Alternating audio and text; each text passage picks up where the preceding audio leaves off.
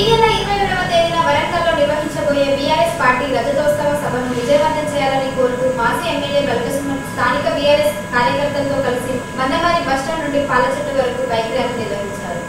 ఈ నెల 27న వరంగల్ జిల్లా ఎల్కతుర్తి వద్ద నిర్వహించబోయే టీఆర్ఎస్ పార్టీ రజతోత్సవ సభను విజయవంతం చేయాలని టీఆర్ఎస్ పార్టీ నాయకుడు మాజీ ఎమ్మెల్యే బల్కసుమన్ పిలుపునిచ్చారు. ఈ సందర్భంగా ఆయన ప్రకటన విడుదల చేశారు. ఎన్నికల సమయంలో చెన్నూరు ప్రాంతానికి 45,000 ఉద్యోగాలు ఏమయ్యాయని, టీఆర్ఎస్ పార్టీ ఆధ్వర్యంలో పూర్తి అయిన ఫ్లైఓవర్ బ్రిడ్జిలు కాంగ్రెస్ ఎమ్మెల్యే రిబ్బన్ కట్ చేస్తున్నారని, మంచిర్యాల జిల్లాకు చెందిన 3 ఎమ్మెల్యేలకు మంత్రి పదవిపై ఉన్న శ్రద్ధ, వరిధాన్యం కొనుగోలు, ఇసుక దందా, గంజాయి అక్రమ రవాణా అరికట్టడంపై లేదని అన్నారు. ముఖ్యమంత్రి రేవంత్ రెడ్డి కాళేశ్వరం మీద కక్ష కట్టి 3 బ్యారేజీలను ఎండపెట్టాడని, జిల్లాలోని రైతు సాగు భూములకు నీటి కష్టాలు తీరలేదని, కరెంటు సరఫరా చేయడం లేదని తెలిపారు. రాష్ట్రంలో టీఆర్ఎస్ పార్టీని లేకుండా చేయడమే లక్ష్యంగా ముఖ్యమంత్రి రేవంత్ రెడ్డి పనిచేస్తున్నాడని, ఎన్నికల మేనిఫెస్టోలో పెట్టిన 6 గ్యారంటీలు ఏమయ్యాయని, ప్రజలు తిరగబడే రోజు దగ్గరలోనే ఉందని ఆయన తెలిపారు. 27న జరిగే టీఆర్ఎస్ పార్టీ రజతోత్సవ సభకు జిల్లా నుండి ప్రజలు పెద్ద ఎత్తున హాజరై విజయవంతం చేయాలని ఆయన కోరారు.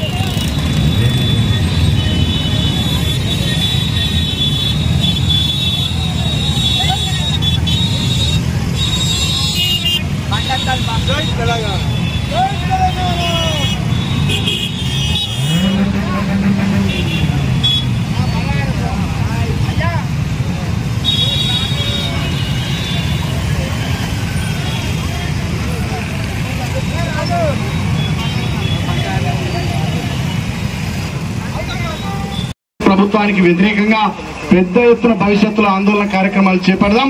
చెన్నూరు నియోజకవర్గంలో కూడా అభివృద్ధి పడకేసింది. ఒక్కటంటే ఒక్క రూపాయి కొత్తగా ఇవాళ కాంగ్రెస్ ప్రభుత్వం వచ్చినాక ఈ నియోజకవర్గానికి రాలే. గతంలో హామీలు ఇచ్చారు. ఇక్కడ ఇండస్ట్రీ పెడతామన్నారు, లేదు.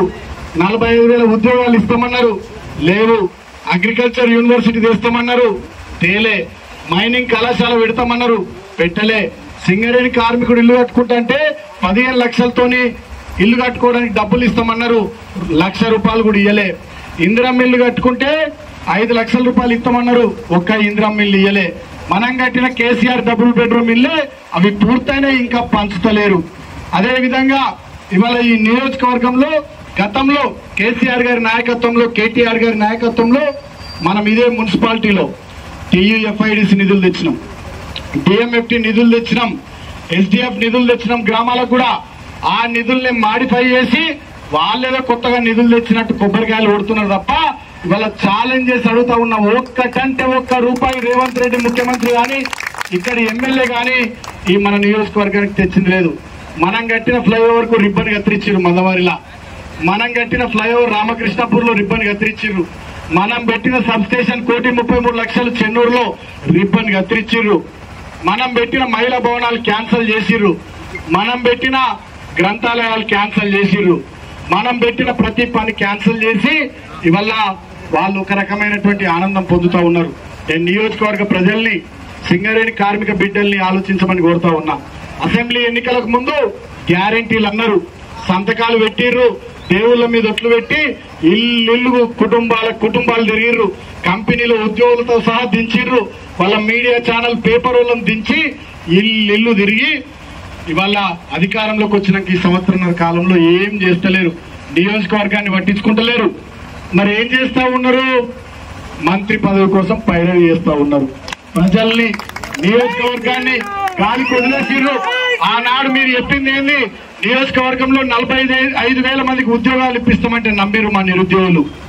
తులం బంగారం ఇస్తామంటే మా ఆడబిడ్డలు నమ్మిరు. 18 ఏళ్ళు నిండిన వాళ్ళకి స్కూటీ ఇస్తామంటే మా ఆడబిడ్డలు నమ్మిరు. ప్రతి మహిళకు 2,500 ఇస్తామంటే మా ఆడబిడ్డలు నమ్మిరు. సింగరేణి కార్మికులకు ఆదాయ పన్ను మినహాయింపు ఇప్పిస్తామంటే మిమ్మల్ని గెలిపించడే కాకుండా మీ కొడుకును కూడా ఎంపీకి గెలిపించారు. కానీ మీరు సింగరేణి కార్మికులకు కానీ నియోజకవర్గానికి కానీ ఒరగబెట్టింది ఏంది? మీ వ్యాపారాలు, మీ బిజినెస్లు, మీ మంత్రి పదవుల కోసం పైరవీలు తప్ప మొత్తంగా చెన్నూరు నియోజకవర్గాన్ని గాలికి వదిలేసిరు అనేటటువంటి విషయం ఇవాళ నియోజకవర్గ ప్రజలకు అర్థమైంది. గతంలో బీఆర్ఎస్ ప్రభుత్వం మీద రకరకాలుగా దుష్ప్రచారం చేసిరు. ఒక పిల్లగాడు చచ్చిపోయాడు. మొన్నటికి మొన్న పారిపల్లికి సంబంధించిన ఇంకో పిల్లగాడు చచ్చిపోయాడు. ఇసుక క్వారీలు పెరిగినాయి. చెన్నూరు నియోజకవర్గంలో ఇసుక లారీలు పెరిగినాయి. అక్రమ దందా నడుస్తా ఉంది. నేను చెప్పుడు కాదు, జైపూర్ మండలంలో కాంగ్రెస్ పార్టీ నాయకుడు చెప్పిండు ఎమ్మెల్యే పిఏనే ఇసుక దందా చేస్తున్నాడు అని చెప్పిండు. నేను చెప్పలే ఆడియో కూడా బయటకు వచ్చింది, మీడియా గ్రూపులలో కూడా వచ్చింది. అంటే వాళ్ళు ఏం జరుగుతా ఉంది? అభివృద్ధి లేదు, ఇసుక దందా నడుస్తా ఉంది. పరిశ్రమలు రాలే, మంత్రి పదవి కోసం పైరవీలు నడుస్తా ఉన్నాయి. నియోజకవర్గ ప్రజలకు ఏమీ ఒరగలే, ఏమీ ఇయ్యలే, వాళ్ళ కొడుకు మాత్రం ఎంపీ పదవి వచ్చింది. అంటే ఆ కుటుంబం బాగుపడ్డది, నియోజకవర్గం ఎండబెట్టబడతా ఉన్నది, అన్ని రంగాల్లో విఫలమవుతా ఉన్నది. మన హయాంలో నెలకో 2 నెలలకు ఒక మంత్రి వచ్చేది, అభివృద్ధి కార్యక్రమాలు చేసుకునేది, నిధుల వరద వారేది. నియోజకవర్గం చెన్నూరు పేరంటే, మందమరి పేరంటే రాష్ట్రంలో ఎప్పుడు ఛానళ్లలో, పేపర్లలో, అసెంబ్లీలో ఎంత బ్రహ్మాండంగా చర్చ నడుస్తూ ఉండే.